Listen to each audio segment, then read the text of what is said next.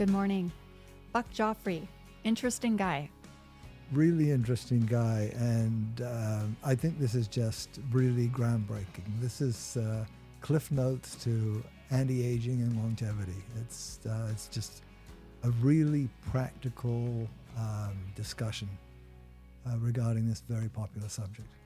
Yeah, the book he did, Living Longer for Busy People, really resonated with me because, like you said, it's Cliff Notes, it's short, and it gives you everything you need to start practicing some of these things that we are discussing in here.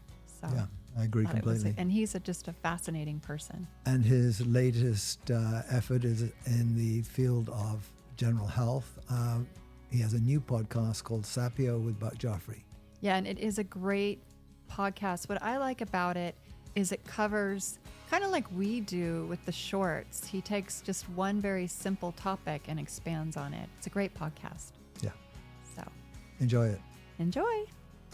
But what do I know? I'm just a vagina doctor. Buck Joffrey, MD, welcome to the Vagina Doctor podcast. Thank you. It's great to have you here. You've had a number of successful careers making major changes every 10 years or so.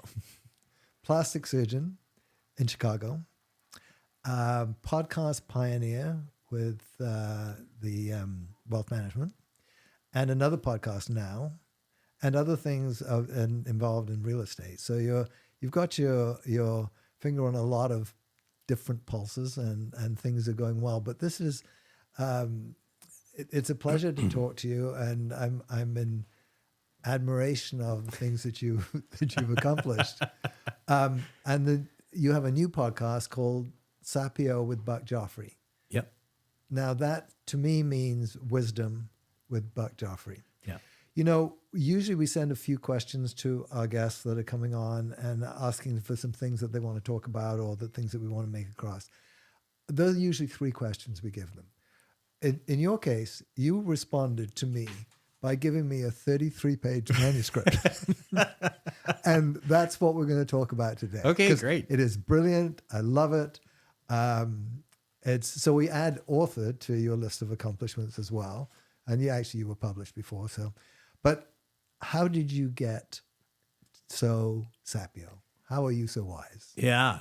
Well, no, I don't know if I'm wise. I think I'm in search of wisdom, right? So Okay. sapio is wisdom, and I think when you listen to it, I think the voice on there that I've got as the introduction is in search of health and wisdom. Okay. So ultimately, it's just it's a desire to learn more about not only health but and longevity, but ultimately, I think about everything that makes us human. So the manuscript you sent me it's entitled "Living Longer for Busy People," Buck Joffrey, MD.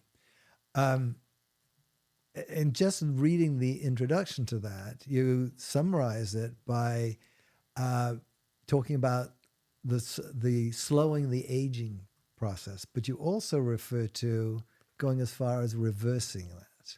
And I think that's where that's the heavy lift. Okay. Yeah. That's what's so tremendous and exciting about this. When Joel Rothman, professor at UCSB, was on our podcast, he was telling me the experiments that they've been doing at UCSB, that they are actually not only slowing but extending, reversing, I should say, the process in earthworms and fruit flies and getting into mammals. Yeah. So if we go to chapter 1 of your manuscript, eating less often. Let's talk about that. Yeah.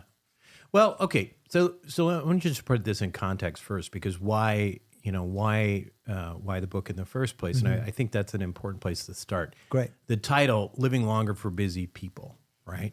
Here's what I found. So I got interested in this space just a few years ago. And I just got divorced. It was right around COVID, and I found myself in my mid 40s. I was overweight, not in very good shape. Used to be an athlete, not really thinking about my health at all. And the next thing you know, I'm starting to okay, well, gosh, I guess I'm middle-aged and fat now. What do I do?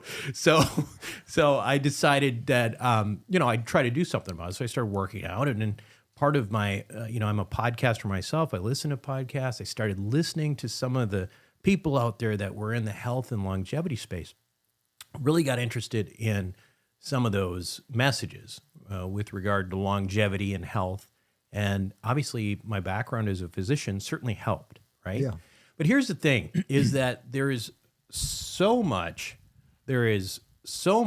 out there that it's massively overwhelming, right? Absolutely. And only probably a fraction of it is founded in any sort of science. And that's a problem because there's this entire space of biohackers. And I'm not saying anything bad about biohackers, although what I will say is that it's a huge industry, right? It's a huge money-making industry. Supplements are a huge money-making industry. And so you've got a lot of people in that space, not a ton of them having any sort of scientific or clinical training. And so I realized, man, this is crazy because there is a lot of good information in here, but you really have to weed through, right? Now, to your point about what Joel was talking about, Joel Rothman, and Joel and I have spent some time together as well. I think that what occurred to me was that, okay, so where am I at right now? Okay, I'm in my 40s. I was in my 40s. I'm overweight. What can I do now? I mean, am I pretty much just kind of playing defense the rest of the way and hoping, like the Matrix guy, like dodging different diseases and, trying to get through the world just in that way. And, as it turns out, like the research that Joel has and David Sinclair and stuff, it's pretty clear where we're at in terms of the research, in aging. And that is, I think of it as where we were in let's say the 90s, the early 90s when it came to the internet, right? We started really talking about what the possibilities were. And people were talking about, where AI might lead in the future and all that. We're starting to see those things today, right? Yeah. I think the similar thing is happening in the space with aging science. And so the reason I bring all of this up is that I think that a lot of people who get to a certain age, they start playing defense or they don't, right? They might just say, yeah, come on, I'm 60, I'm 70, whatever. I'm just going to enjoy this. And, and it's not like I'm going to live to 150 or 200 anyway. So let's throw the white flag in. Let's not put in a lot of effort. And the message that I have here is that, wait a second, if you can potentially hold on for the next 10, 15, 20 years and stay in good shape, meaning like you haven't burned through the bridges of health that are irreversible, you could potentially be in this place where not only that you're really benefiting from all these advances and potentially could even reverse a lot of the things that are happening. Wow. Now, when you get into the listening to people on how to get there, that's when it becomes massively overwhelming, right? Okay, great. I'm going to listen to a longevity podcast. And I understand about 10% of it or 15% of it. And they talk about working out like way more than I could possibly work out because I have, a life and I have a spouse and children and a job. And I can't eat like this way because I don't have a personal chef who's going to count my calories and only do a Mediterranean diet. It just becomes crazy. But what I realized was that you could distill a fair amount of that information down. And this, as you mentioned, a 33-page book, that's why, by the way, because it's for busy people. Really, exactly. I know. I love the name of the book. I totally related to that name because that was like, oh my God, this is perfect for me.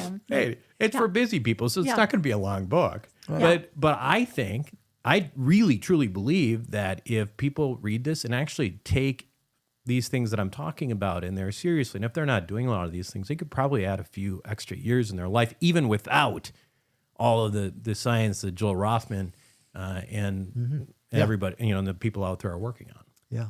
So and we'll start with that. Well, yeah, and I think Joel feels the same way. Yeah. That the science isn't quite there to do all of this for human beings right now. Right. But it's not far away, and let's just try to preserve our life to get to that point. And Right. of course, some of us are going to be able to do this, and some of us aren't, whether we want to or not. Sure. But all of the things that you put through in the book is practical things. They're in moderation, particularly. They're not hard to do with a little bit of determination. Yep. Absolutely. And going back to the first thing that I told you I have talked ADD. about- That's why I wondered. Okay, I want to talk about eating. Okay. now, All right. Fine. We'll do what you want. And I've actually, I don't know who said it, but it was, it's fairly profound. It's not completely right, but it's, the quote was, and I don't remember, it's not so much what you eat, it's when you eat. Yeah, I think that's true. Okay. So diet. You want to talk about diet? Yeah, I want to talk about that. And I'm going to give you my three major points here because I think, again, if you want to talk about the data suggests if you look at all these different diets out there, the only one that really creates significant improvement in longevity, if you look at blue zones and all that, is this Mediterranean diet, right? Lots of olive oil, things like that. It's basically a pesco-vegetarian diet, lots of fish and olive oil and vegetables and stuff like that. I've referred to myself as a health-conscious hedonist, right? Because I like nice things too, right? But I'm not gonna. And I like Mediterranean food, but I'm not gonna eat that every day. So here's what I found that it's pretty clear that probably one of the major, the easiest things, well, for some, to do to live longer and healthier is to have a window around the hours that you're eating, that you're taking in calories. There is a fair amount there's actually quite a bit of research in terms of this, in terms of what we call, you might have you hear it as intermittent fasting. But really what it is about not eating as often, right?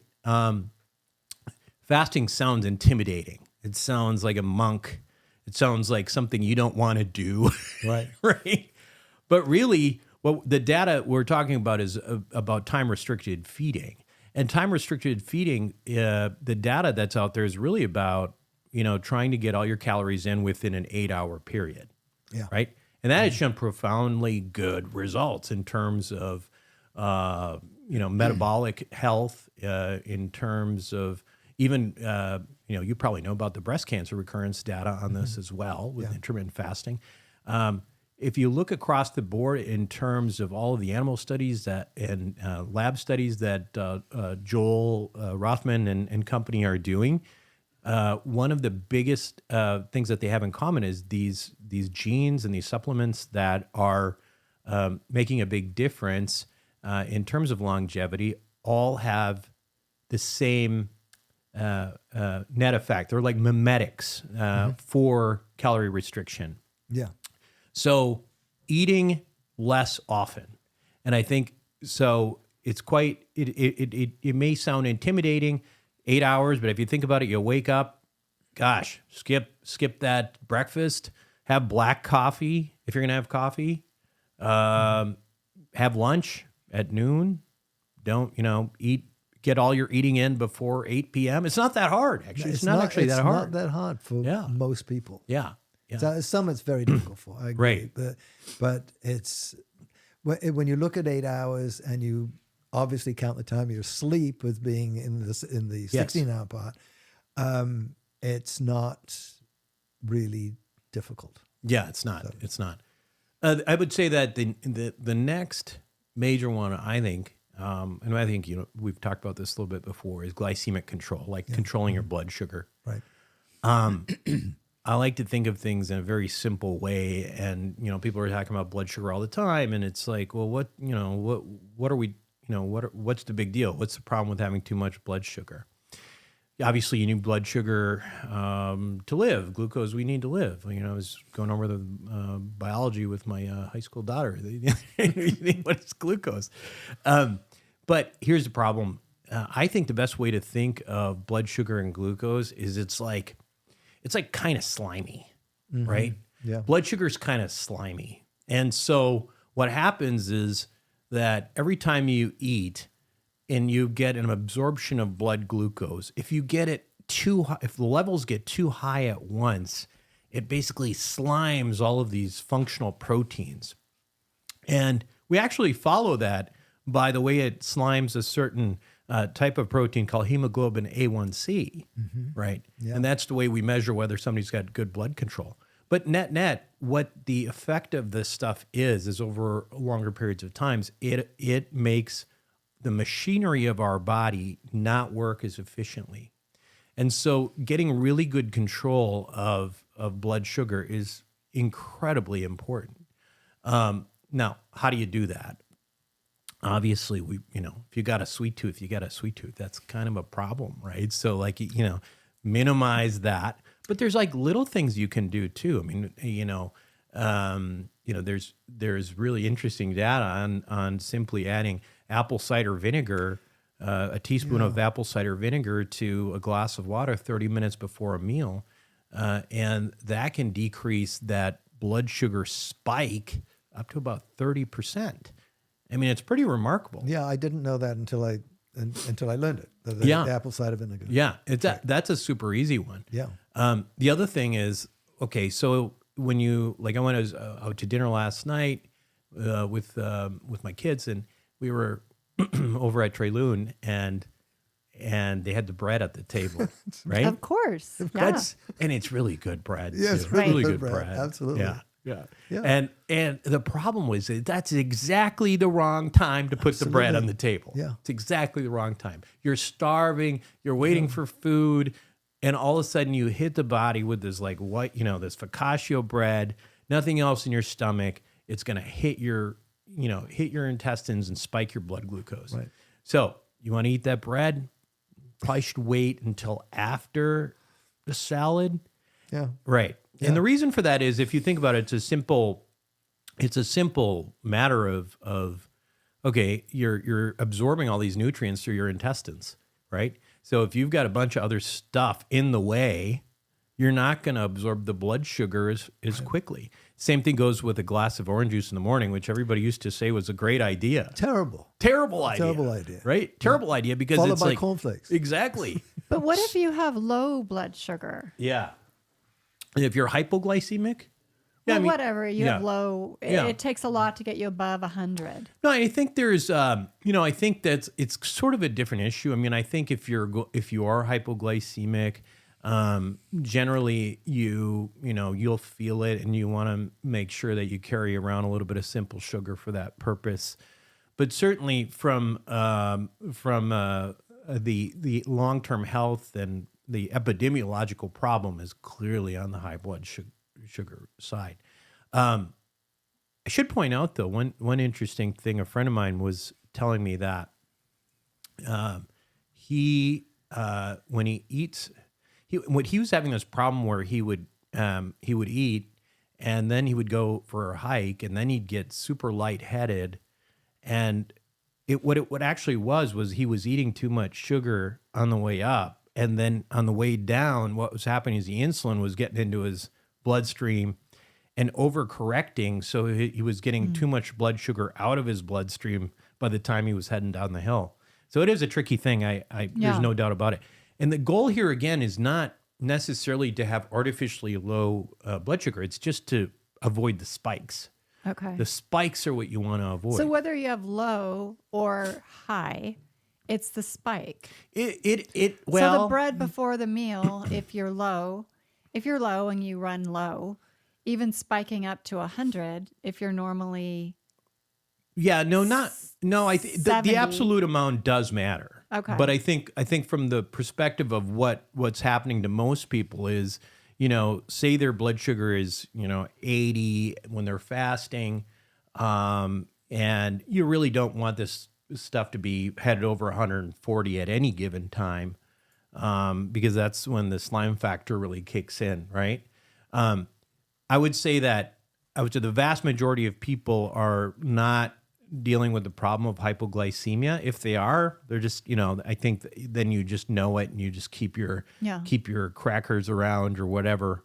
But yeah, I mean, I think the issue for the most part for most people is maintaining euglycemia and ultimately to keep your blood sugar at a level that's not too high over time.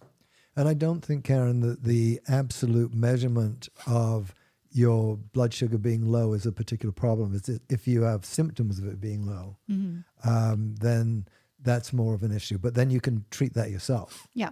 But starting off with an 80 and exercising a bit and running down to 70 isn't going to hurt anybody. No. But Buck's right that it's this spike that goes up over 150, 180 is the damaging one.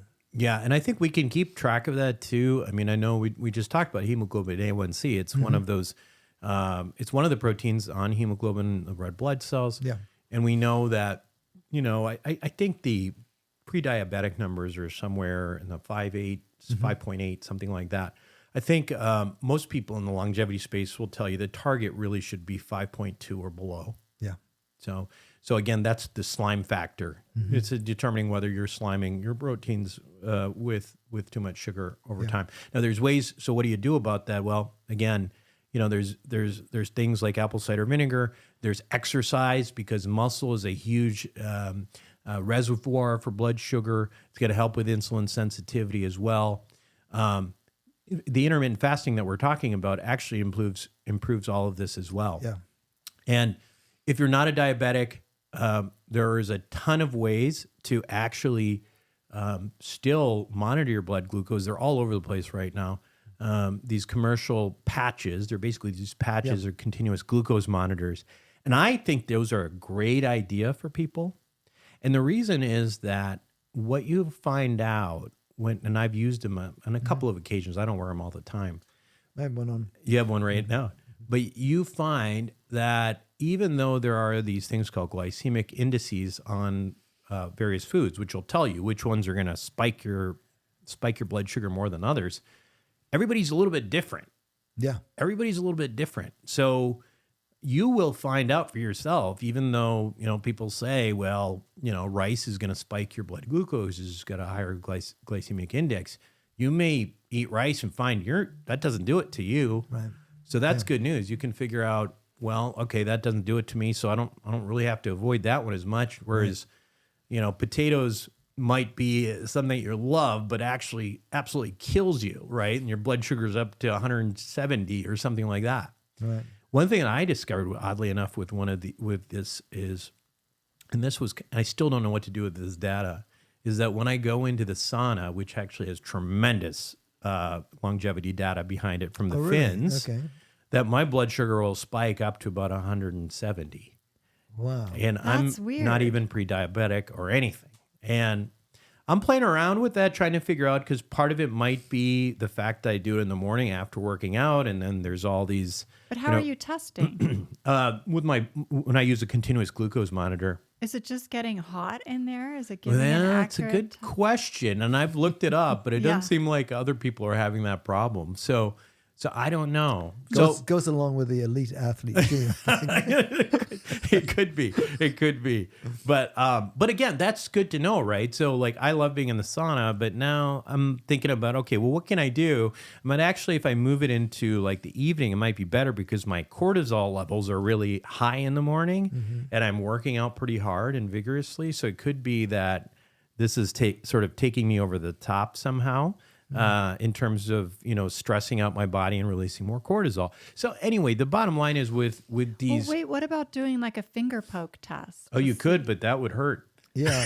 No, this isn't. This, No, just to see if it's high on a finger poke. Oh, yeah, you could. I mean, you could, You but should do that. You the can do that. continuous glucose monitor is basically doing the same thing, though. I know, but maybe it's getting hot and malfunctioning. Yeah, it's too. Yeah, What? it could be. It but could. no, you could be right. I mean, might be the I would answer, double but- test it with the finger Yeah, prick. I could. I didn't really think about doing that just because it just seemed like no one else was having a problem. Yeah. You know, but who knows? Maybe Try it. I want to hear. I'll try it. Report back. Report back. You try it. What about if you're doing intermittent fasting? Yeah. What about the hours of time between stopping eating and going to sleep? Yeah. But does that play a part in any of this? Well, Let's just say that you're eating, your blood sugar's fine, you haven't had the spikes, you're staying under 140, but you've been eating later for some reason, yeah. and you want to go to sleep. I mean, is there an optimal time of stopping eating before you go to bed? Yeah, I mean, I think that issue sort of backs up into one of the other pillars that we talk about in the chapter, which is sleep. Yeah. Right. Okay. And what we know is that people tend to sleep better if there's at least a 2 to 3 hour window between when they eat and they actually go to bed. Yeah. Right. So I would say that probably has a lot More to do it. a lot to do with that. But certainly, I mean, I think eating earlier when your metabolic rate is higher is a good idea in terms of calorie burning. Some thoughts about man-made protein. Yeah. Interesting. I actually did an entire solo podcast on that I haven't released. Oh, wow. That's next week. I'm doing on that. Okay.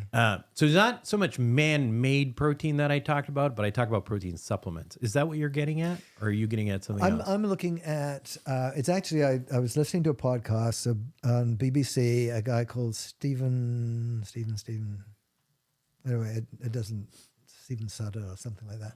Anyway, he had a guy on his podcast as a guest who was looking at the planet as a whole and the population. And yes, we've got enough calories to feed everybody without any problem if we could just get it around. But but because of over harvesting, farming, the soil is getting worse, and we certainly can't do it with the cattle ranches and that type of thing. So if we want to give enough protein to the world population as it increases, we've got to be producing good protein from non-animal sources. That's what I'm talking about. Okay. So maybe that's, what are the couple of hamburger trade names? What are the...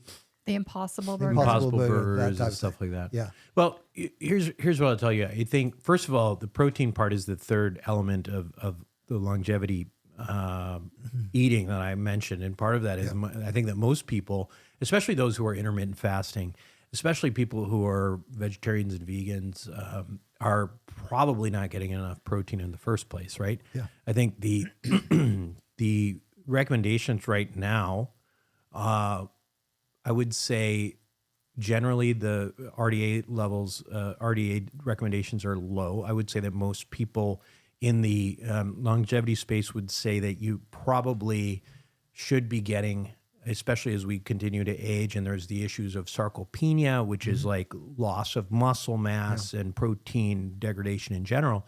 They should be getting at least 1/2 gram per pound. Okay. So that's a decent amount. I mean, Yeah, it that's, is. I mean, for me at 220 pounds, that's a steak every night, right? But obviously that's not what I want to do either for various reasons. But and again, to avoid hip fractures, other things like that, sarcopenia, that's things that I mentioned in there. But to your question, one of the things that I address in not in this book, but in a podcast I'm going to do, is the sources of protein that are beneficial, and what it's there's an index on bioavailability of proteins. It's just like a BV value, right? Yeah. where egg is, like an egg was supposed to be 1. And that means that it was supposed to be the most efficient source of protein. You eat 1 egg, and that was, the maximum absorption of protein and amino acids was supposed to come from there. As it turns out, whey proteins actually have an over 100 or over score of 1. And, some of these things from milk proteins and so on. The proteins that come from plant sources, the biggest deficiency that they have is not all of them have the complete essential amino acids, the building blocks of proteins that are needed by humans, right? So if you have, say, for example, if you're getting your all of your protein from a certain protein source, like let's say it's peas or something like that, you're missing out on various amino acids. Right. So you have to be very careful about making sure that you overlap some of those plant sources to make sure you're getting all of them.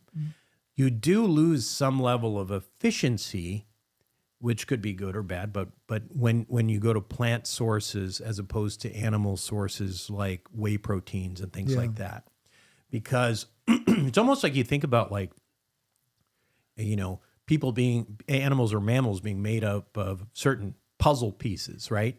The amino acids kind of need to be assembled and disassembled and assembled again for the purpose of what animals need proteins for as opposed to what plants need proteins for. So there's a little inefficiency there.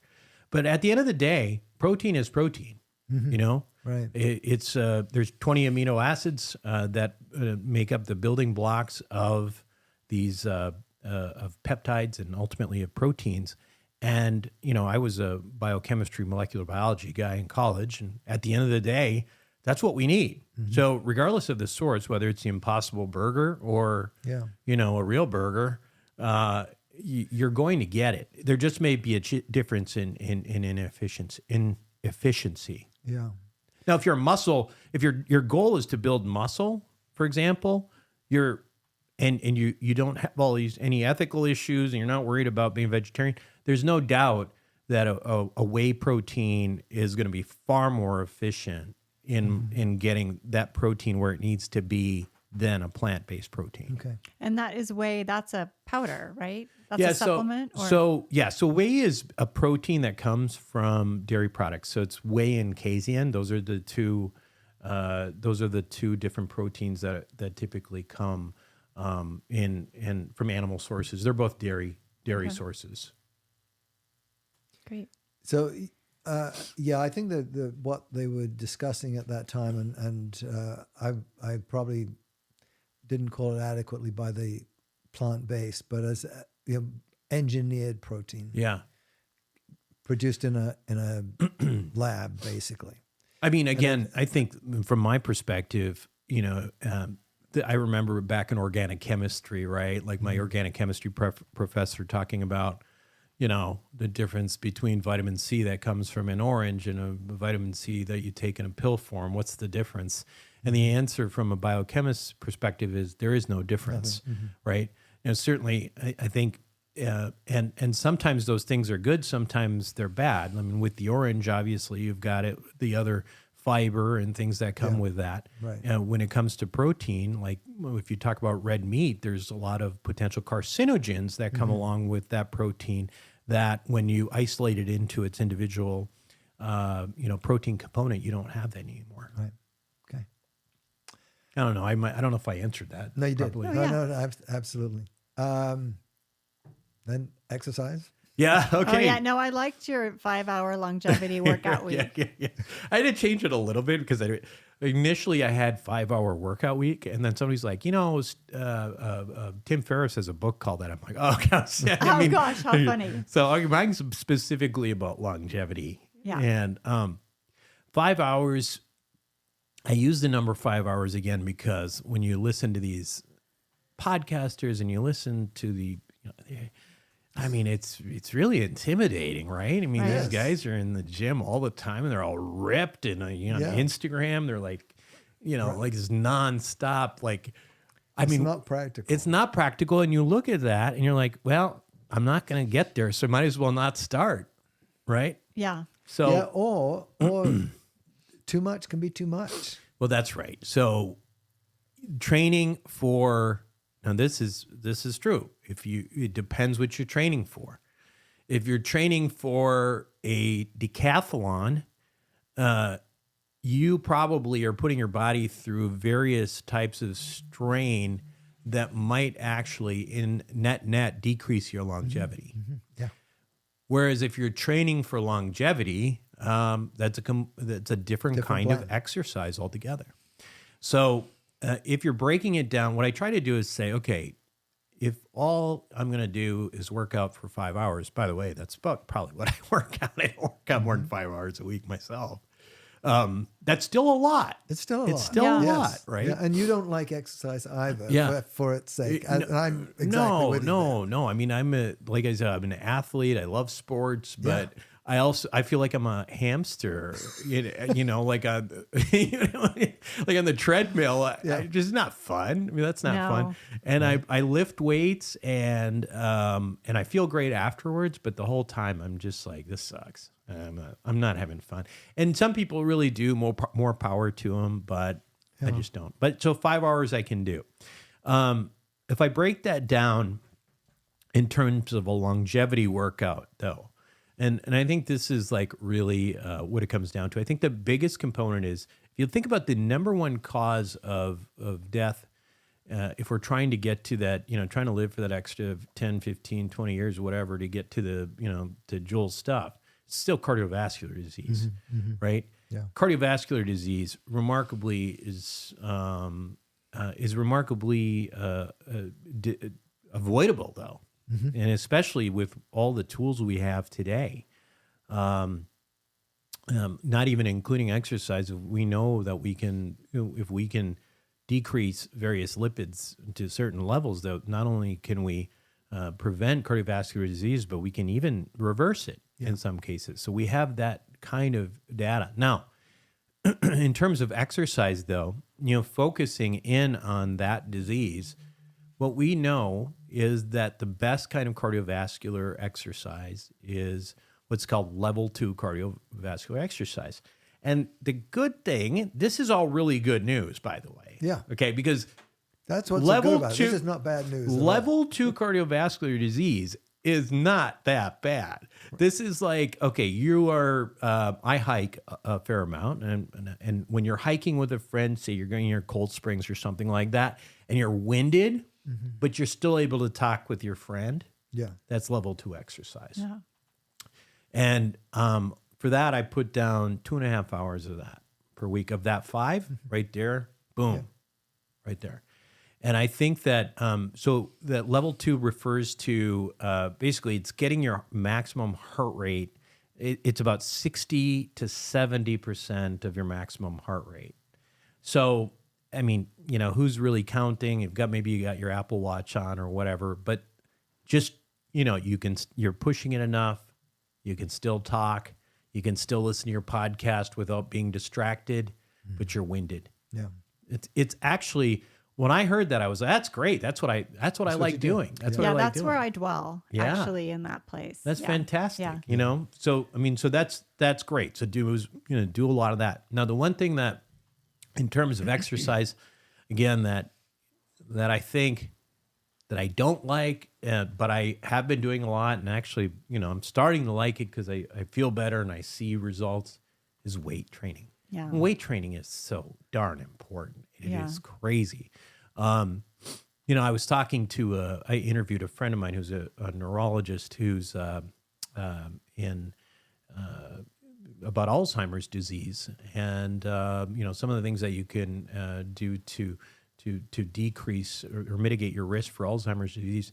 And I was surprised at how hard he hit exercise, because we usually don't think of Alzheimer's disease as a disease of your physical, like your your muscles and your like how you can how much can you exercise. You think about it as, okay, as long as I keep doing these puzzles, I'm good, right? Right. But no, as it turns out, there's a huge component to that. And, weightlifting, there's also this training that I think is worth considering called HIIT training, Yeah, high intensity workout, but all that. But I think in a nutshell, what it comes down to, in my opinion, is the level 2 exercise for 2.5 hours minimum would be great, right? Then getting your weight training, and it doesn't have, I say you get an hour even. So you did 30 minutes from one day and 30 minutes the other, and you focused on the big muscle groups. Like if you go to the YMCA or something, you have the Gravitron, which is like pull-up bars and stuff that can help you with pull-ups. There's your upper body right there. You could hit all those major ones, and then you don't need any equipment to do squats. Right. You don't need any equipment. Squats are super important. Huge. Just even if you're holding on to something. Right. It's just the movement of going all the way down. Yeah. And activating that muscle group. Exactly. The other thing that people, when you're younger and not really thinking about, aging, you take for granted some of the things that you can just do, right? Like, for example, I'm an avid hiker, and I'm like a billy goat on these, on these trails. And I'm like I'm jumping over rocks and navigating my way. There's also a big component there of balance, of all of these other fundamental things that we take for granted, and having that kind of reserve in our system is really, really important. I think so too. So I think if you live around here, like, do your level 2 exercise, hiking would be perfect. I mean, shoot, you do, Cold Springs 4 times a week and you're in great shape, right? Yeah, or there's so many great hilly, starry hikes too around Santa Barbara that are great. Yeah. And then even like just sitting on the floor and getting up without holding on to anything. Oh, yeah. That is a good That's thing hard. to do. Yeah. It's hard to do. It's a good thing to do though. Yeah, it's actually there's a metric on them, and I don't remember exactly what it is, but there's I don't like this one because I'm not very good at it, but there's a metric on like how many points that you actually have to grab onto, and as a predictor for mortality. Oh, really? What is it? I don't know. You'll have to look at it. Oh, my God. You have to look it up. Google it. Okay. But there's something on there. Well, I can which still means do it. That's the one thing that predicts I should be dead already, probably. But I'm not a particularly flexible person, so Yeah. yeah. And so where does stretching come in to the I think next? stretching is a big part of this. I think it's just we lose a ton of strength and mobility, and stretching is part of that. I think that the type of stretching that I tend to be a proponent of is more of the active stretching than passive, sort of just hyperextension type stuff. Now, I actually I think there's some businesses that have opened up, some of these stretch labs and things like that. I actually go to the Genius of Flexibility. Some people in town go to that. It's kind of almost a little cultish kind of place. Wait, what's it called? Genius of Flexibility. Where's So I have that? like I've never heard of it. Yeah, well, it's downtown. It's downtown, like in Korea or something. Oh, But anyway, I go there and there's like 3 trainers at a time, and they What, they're basically- just bending you and it's it's not so much that it ends Okay. up being a big resistance workout. It's like a hour and Nick's a half. over here nodding. Nick, have you been there? No. Yeah. No, I mean, we did the football. We did a lot of the same stuff. Oh, okay. Yeah. So I'll have like, people, one person pushing on one side and one side pushing on the other while I'm resisting everything. Anyway, I've been doing that for about 2-3 years, and it ended up being something I stuck with. So I think Good. I'm going to try that. yeah, Sounds good. Yeah. Interesting. Okay. Sleep. Okay, yeah. So one of the truly underrated things, I think, Duncan, you'll agree with me on this one, because as physicians, no one cared about sleep, right? We used to think about sleep as if we just kind of pull the plug out overnight, Yeah.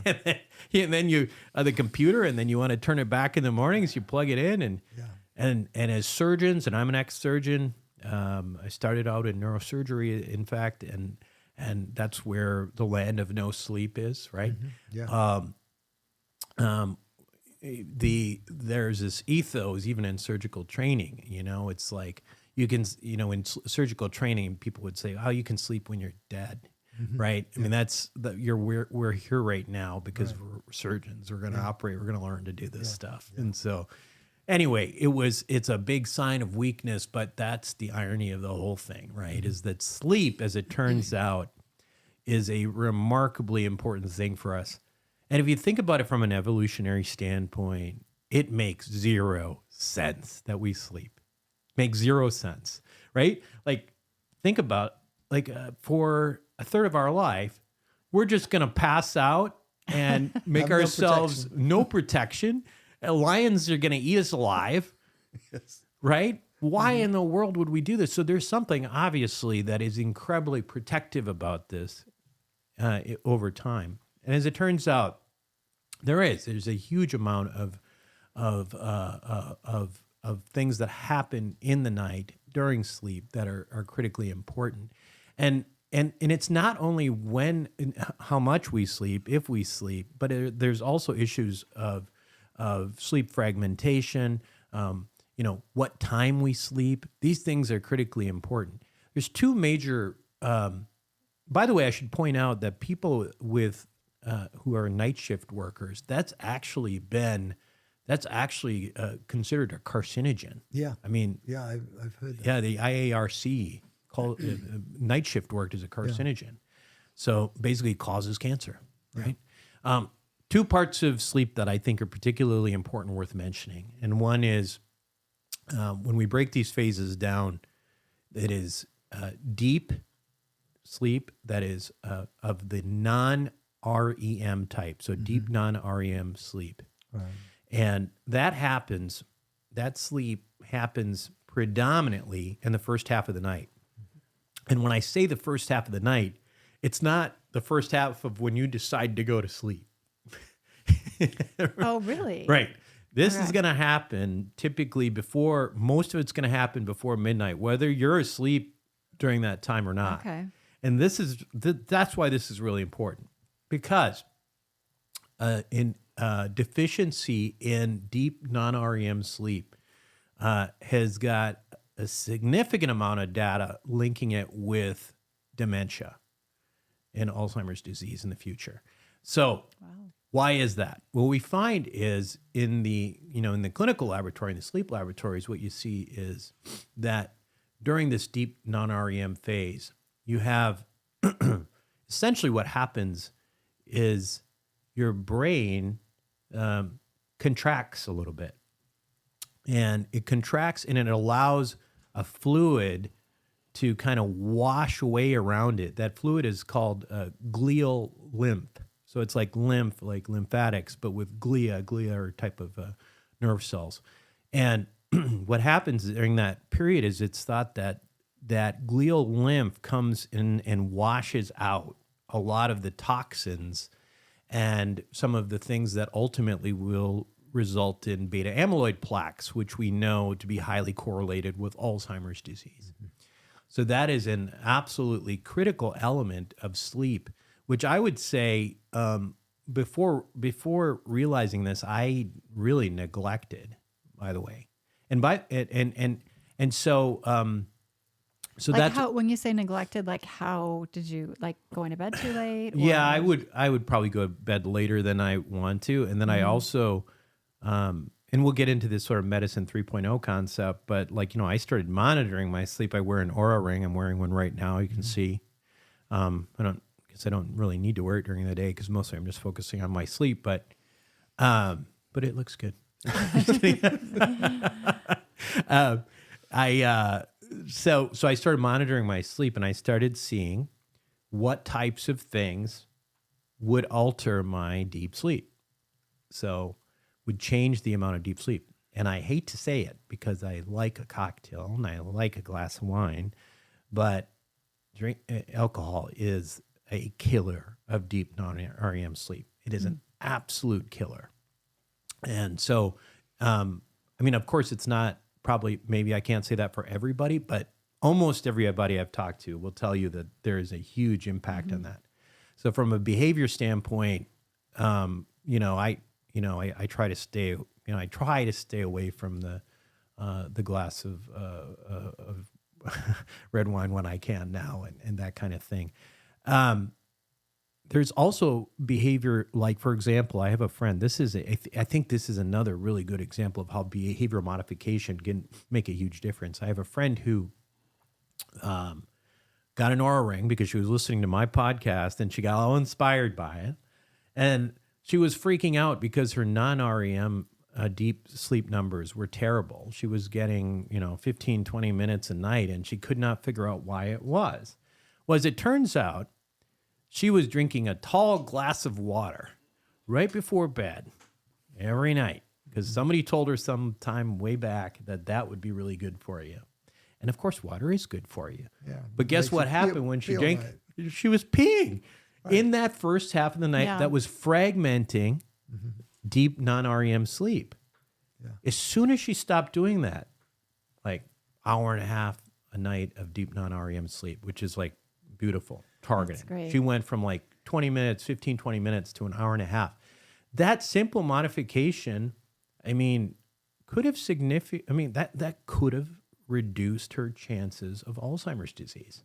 I mean, that's where this whole medicine 3.0 thing really gets exciting. What? So the Oura Ring is one method of evaluating. And you mentioned Apple Watch or your iPhone. How does that work? I mean, I don't wear my watch at night, but it seems to be recording something. Yeah. Or the phone is. Yeah. Is there a special Apple program Watch, or something else? Yeah, Apple Watch has their programs for sleep as well. I use the Oura because at least the sleep experts right now in the field think they call it the best.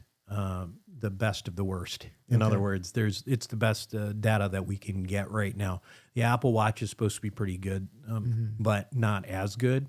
So I actually wear Apple Watch mostly just when I'm working out, but I don't wear it for other purposes necessarily all day long. I just want to know the things that I'm trying to follow specifically. So I'll wear my Apple Watch and my Ring at night, saying, to just monitor heart rates and heart rate variability and things like that. Yeah. In the morning and during the day, I don't really usually wear these things unless I forget to take them off. I like my Rolex better, but what's the 3.0? Let's go over. Yeah. So that's chapter 4. Is that where we're at? Wait, are we there? Yeah. Oh, sorry. I thought. Yeah. The other part about sleep, just to mention real quickly, REM sleep, quite the opposite of deep non-REM, happens early in the early mornings, early hours of the morning. So if you're one of those people who wakes up at 4 or 5 in the morning, you're missing out on that. And so, again, it is something to think about. So, but getting to your point about medicine 3.0, this is all part of medicine 3.0, right? Medicine 1.0 is like, I think of as the art of medicine, right? Like we did a lot of things that we were really counting on placebo effects, which, by the way, placebo effects are real. I mean, you can release opioids from your own brain because you think you're taking a pain medication. So, so there's something to it, but that's the days of medicine when we weren't really basing it on a lot of science. Okay. Right. So medicine 2.0 is where we've been. We get antibiotics, we got imaging, we have all of these great tools. But the problem is that all we do in this model is play defense. It's all we ever do. And what I mean by playing defense is that this is not a system that the current system is not allow us to get ahead of problems. Right. It's a very reactive thing, right? I'm not feeling well, so I'm going to go to the doctor, right? I'm not feeling great. I'm going to see, Dr. Turner. I'm going to see because of this problem. We have certain things in place when we're older for surveillance for cancer, mammography, colonoscopy, things like that. But there's so few of these things compared to the number of things that are out to kill us. Yeah. Right. Right? Yeah. So when I think about medicine 3.0, I think about bringing the whole concept of medicine into your own hands, right? Yeah. And working with your physician to actually optimize your health now is a risk mitigation thing and prevent the health problems from happening in the first place, right? Yeah. And again, how do you do that? We have a ton of tools now. We just talked about the Aura Ring. And in your ability to look at your ability to, you know, how you're sleeping and making modifications, like don't drink a glass of water right before you go to bed. Or the continuous glucose monitor. Or the continuous glucose monitor. Right. Or, for example, I did a full body MRI with the Pronovo folks, right? Pancreatic cancer. Almost everybody knows somebody or heard a story about somebody who was totally healthy and died of pancreatic cancer 3 months later after diagnosis.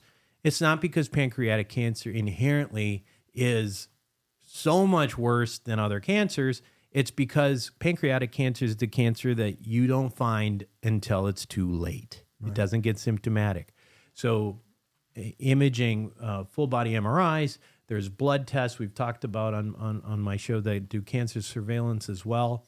Cardiovascular disease, and cardiovascular disease is a big one. I talk about being very aggressive with knowing what your lipid profile is and optimizing your cardiovascular risk. Brain health is another one. I think that, again, you're trying to, again, if you look at sleep, you start getting into supplements there too that might be beneficial as well. Evidence-based supplements in terms of that. The bottom line is that I think that that, in my mind, is the new model that people should be adopting in their lives. Yeah. This medicine 3.0 thing, which is like, follow it. This, don't use these checkups as the way that you deal with your health. Get in front of it. I mean, another example, by the way, that we talked about earlier is I had this, and I don't know if we talked about it while we were on or not, but I was on, I had one of these genetic tests. And that's where, I found, and I like to brag about having the, power athlete gene. And I tell people that, they look at me and they're like, no, you don't. but that's all right. I'll believe you. That's fine. But one of the things that came out on that was I have a mutation in this gene called the MTHFR gene, and the MTHFR gene, if you that's stretching my memory. Yeah. Well, do you remember? Well, how would medical students remember that? MTHFR.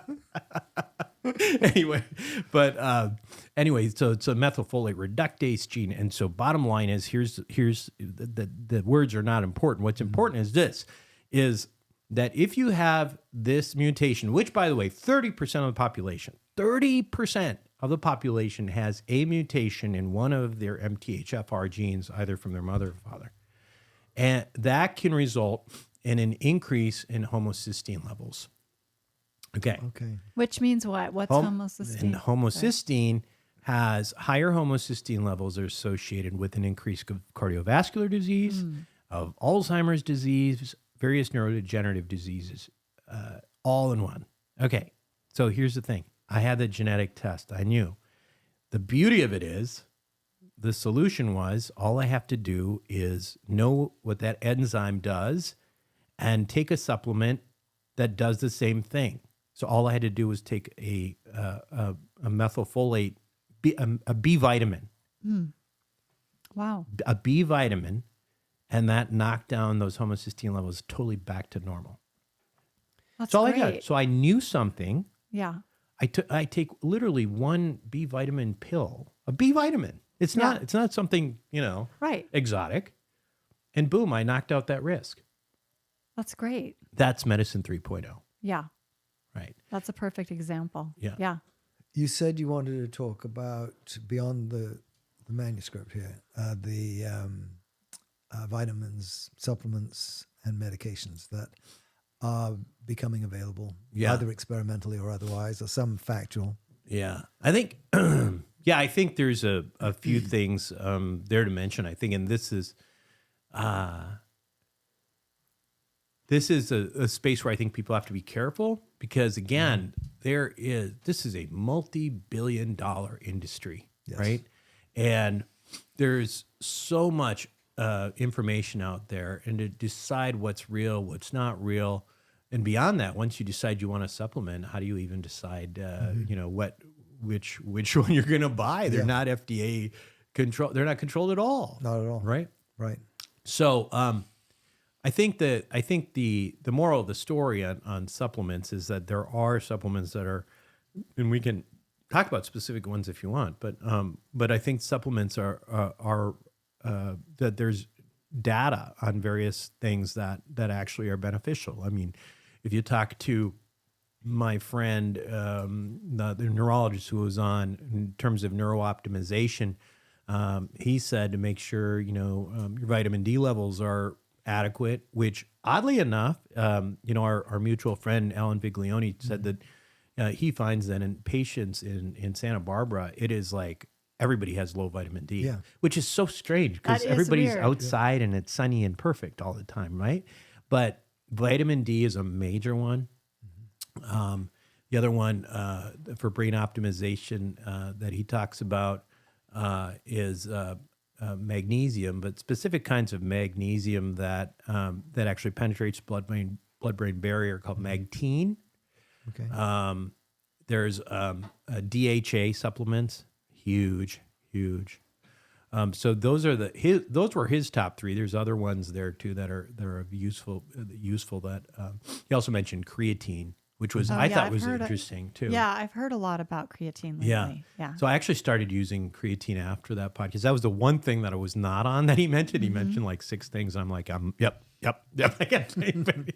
Wait, what does creatine do again? What is it for? Creatine is like it's a carrier of energy, like in biochemistry. So like it basically what seems to happen is it crosses the blood-brain barrier and it allows some efficiencies in brain metabolism and in like the way your brain works. So a lot of muscle people, the bodybuilders, they take creatine. Yeah. Okay. That's why I was kind of surprised that creatine was on the brain list.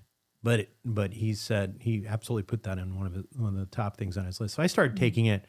I don't know. I think I feel a little bit more, a little smarter. I don't know. I can't That's tell. good. But like for example, you talk about NAD boosters, right? Yeah. It's a great example. So NAD boosters are that is a massive industry. Yes. Elysium, all these companies that are there. I actually do take an NAD booster. I take NMN, but Do you do a pill or do you do an injection? a pill. Yeah, actually, that's a good point because NAD itself, I think most of the data out there suggests that taking NAD IV, the problem with that is that NAD is a big molecule and it's really hard for it to get inside of cells. So it may not be as useful as we think to get IV NAD supplements. But if people feel great, then it's certainly no harm in it, right? Yeah. But these NMNs and these types of precursors or building blocks for NAD, the idea is that they allow your cells to put these things together themselves, bring their levels up. But the comment I would have on that is it's all great and I do it, and I don't think that there's a lot of downside to it because it's safe.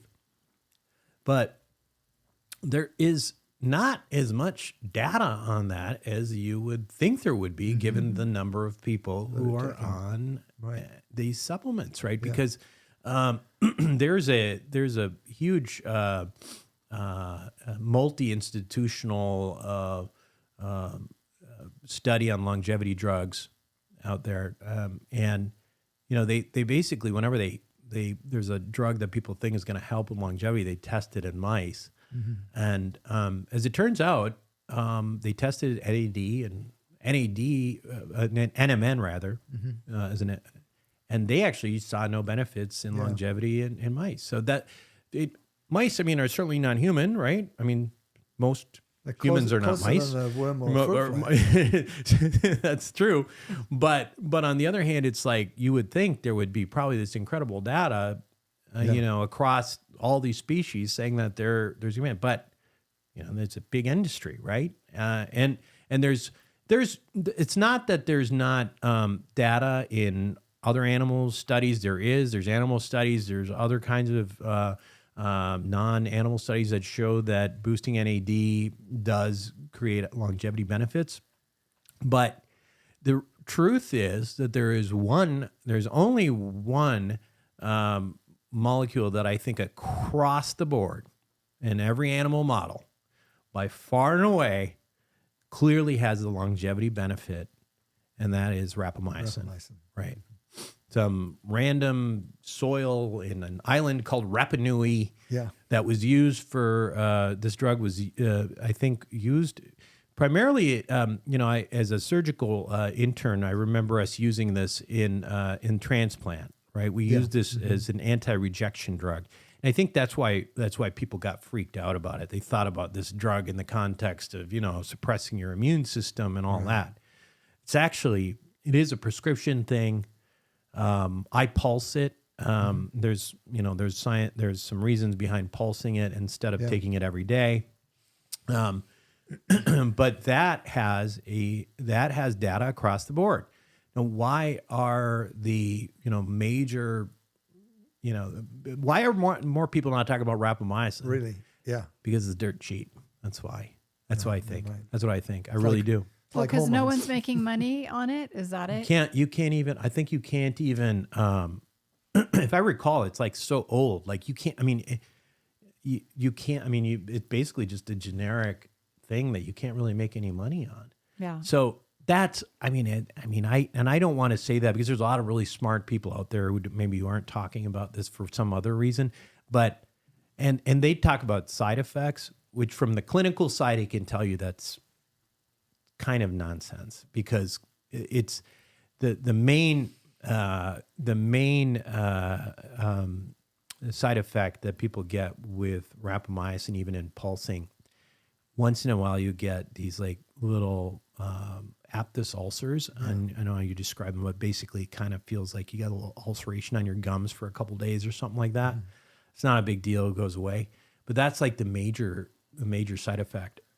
What I've read also is that the pulsing is beneficial because there's less immunosuppression if you pulse it as opposed to taking every day. Yeah, rapamycin is an interesting. I mean, that's a podcast on itself. I mean, where has both anabolic and catabolic components. It's So when you look at supplements, though, I think one of the thing that I think that's useful to do, in my opinion, because you can end up being a person who's got literally like a bag of supplements you take a day, right? Right. And there are people who do that. I mean, they'll just like grab 40 pills at a time and stuff.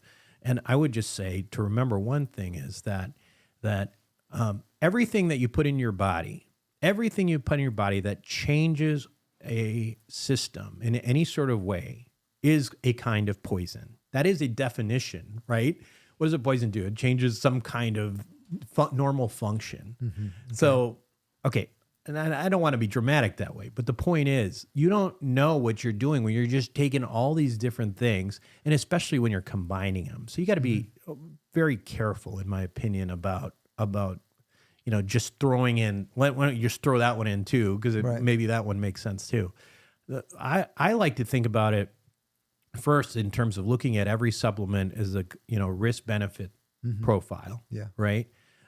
Somebody was asking me about methylene blue, Yeah, remarkably, the methylene blue apparently is like this. There's people all over taking methylene blue for a Really? lot of different things. What is it? What's methylene blue? It's actually a dye. It's a dye. It's a human created dye. It was the first used in it was the first dye to make blue jeans blue. Oh, wow. Right. But we use it in my training. We used it to basically track down cancerous lymph nodes by injecting the area of the tumor. Anyway, it's used in the emergency rooms now for carbon monoxide poisoning because it can like pull away carbon monoxide from blood cells that are stuck to it. Methylene blue has got some potential benefits. It actually used to be used for UTIs. I don't know if you knew that. It was a long time on the UTIs. Yeah. Basically, because it was toxic. It would kill the Got rid bacteria. of them. It killed the bacteria. Patient died too. But So what are they saying it does? So people that take it. there's just people who are giving it sort of one of those. It's become one of those things that people give a lot of different, benefits to. That there really isn't a whole lot of data suggesting there is benefit to. But the bigger issue for me on methylene blue is its toxicity profile is so. I mean, it's if you take a little bit too much of that, it's toxic, right? So the risk benefit there is very low, in my opinion. And on top of that, most methylene blue that they find out there has a ton of contaminants and like metal contaminants. So that's an example of something where I would say risk benefit. You got to take those things into account. To me, a better way to do it is ask yourself why you're taking the supplement in the first place, right? Mm-hmm. So for me, I take rapamycin because rapamycin binds to a certain longevity, the mTOR pathway, which we know is a longevity pathway. We know that down-regulating or making less active, in other words, this mTOR pathway increases longevity across the board in every animal. Because it inhibits that. Yeah, right. That's right. And mTOR is a mammalian target of rapamycin, by the way. Right. So it's fascinating. That's almost another podcast. Yeah. It's so fascinating. Yeah. So we know that. I take the NAD because we have some ideas that's even though that in the animal models that that have looked at this, there's not really clear evidence. There is some pretty good evidence that it works on these sirtuin pathways that are also longevity pathways. Mm-hmm. I take taurine. That was actually my next question. Taurine. Yeah, taurine. Yeah. Because there was amino a acid. really interesting study on taurine that I actually did a little segment on my podcast where middle-aged mice. That's what I'm taking. Wait, is that the supplement you just got? The taurine? Okay. Mm-hmm. Yeah. I do about 3,000 milligrams in the morning for that, by the way. And that's based on extrapolating what it would be. Well, there's mice. Yeah. So, and it's not a huge amount. But so taurine is this amino acid that happens to be in in energy drinks. A lot of the teenagers are taking energy drinks, right? And so you may not want to drink the Red Bull for any number of other reasons, but the taurine in it seems to have some benefit. And there's a study on middle-aged mice, and I think that means 6 months old or something. Gosh. I don't know, but anyway, what they saw in middle-aged mice was that as they have progressively lower levels of taurine, which you could say, well, yeah, I mean, happens to everybody. That happens to everybody. Who knows? Maybe that's a downstream effect of something else. We say, causation does not equal, or correlation does not equal causation, right? So, but what they did do in these mice was they, at middle age, started feeding them diets rich in taurine, and their taurine levels went up, which was great, and it wouldn't be great if they still look like terrible middle-aged mice, but they actually started looking like young, healthy, vibrant, handsome mice. Wow. Right. So, so anyway, the point is that at least in that mammalian model, we know that there seems to be some correlation. and potentially in this case causation of taurine with some levels of aging process. So I take taurine for that, and because the downside of taking a little bit of taurine, I really don't see anything downside in adding a little bit of an extra make it, our bodies amino make acids, right? Yeah. And if we're not making enough, then maybe it's worth taking. So I'll take taurine. And there is, by the way, epidemiological data on taurine as well. You can see it across the board that in people, in children, I mean, in humans, children and young adults have a lot more taurine and then it starts to progressively go down as we get older. And it also goes down in chronic diseases. So, curiously. So. Wow. Okay, so are you doing, just because Duncan's thinking about doing rapamycin. I started Oh, you started it? Yeah. When did you start it? last Friday. Yeah. A week So ago. yeah. Yeah, I do Rappa. I do Rappa once a week. Sunday's my day. Sunday's my rapamycin day. So you just take it once a week? Yeah. Oh. Yeah. I didn't know that. Just a pulse.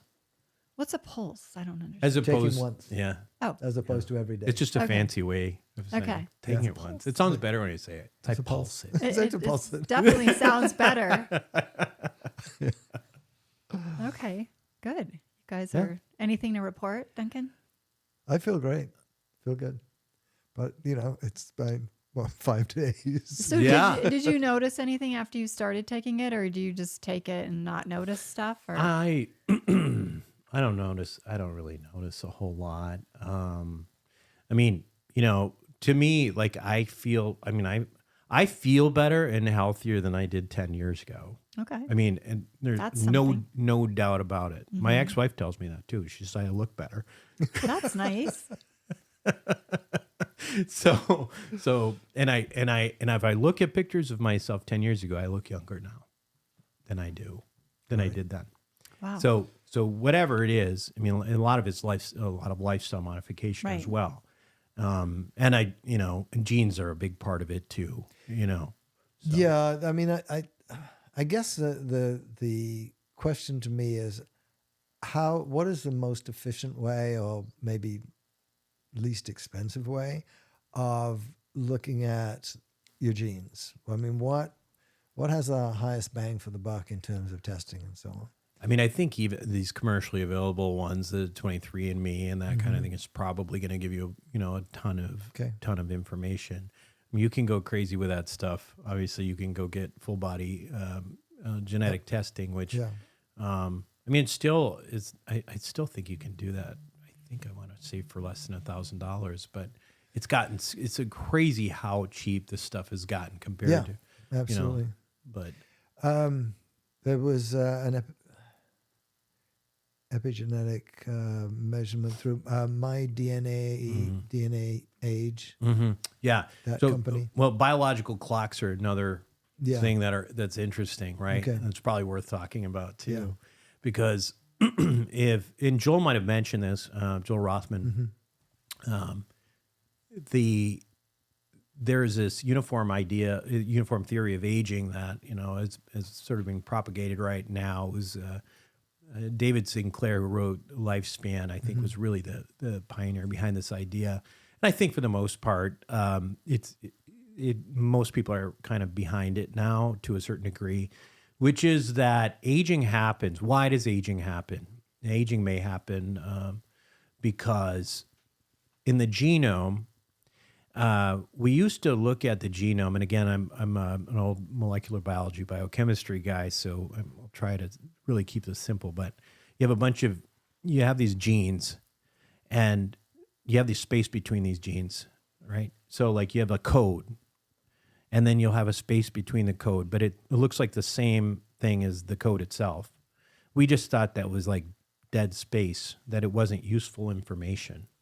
So you go from one gene to dead space to the next gene, almost like if you were looking at a paragraph, you would have a word and you'd have a space, and then you'd have another word. The stuff we just thought the stuff in the middle was worthless.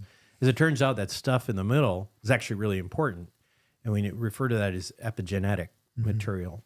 That term has been bastardized, by the way, by so many people, epigenetics. Right. But that's the genetic material. And what Sinclair in his lab really ultimately, I think, put forth was this notion that aging happens not because of the problems with the genes themselves, but because what's happening in those spaces between the genes. They're getting altered by chemical reactions called methylations, DNA methylations. And when it ends up happening is that in any given cell, you can think of a liver cell and a brain cell. They all have the exact same DNA, right? But why does one turn into a liver cell and one a brain cell?